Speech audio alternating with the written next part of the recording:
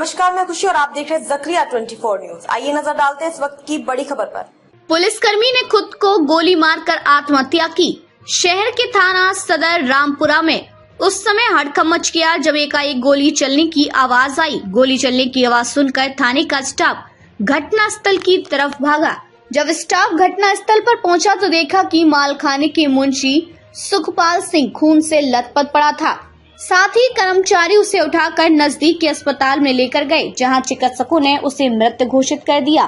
थाने से मिली जानकारी के अनुसार मुंशी सुखपाल को मालखाना का चार्ज दिया गया था। AK-47 से खुद को गोली मारी। उसने AK-47 सर्विस रिवॉल्वर से खुद को गोली मारकर आत्महत्या की है।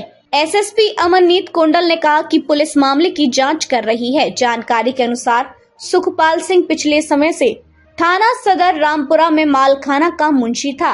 रोज की तरह वह सोमवार को ड्यूटी पर आया तो उसने मालखाना के अंदर रखी AK-47 से अपने सीने में गोली मारकर खुदकुशी कर ली। उन्होंने बताया कि सुखपाल सिंह काफी सुलझा हुआ कर्मचारी था। उसके व्यवहार से कभी ऐसा नहीं लगा कि वह इतना खौफनाक कदम उठा सकता है।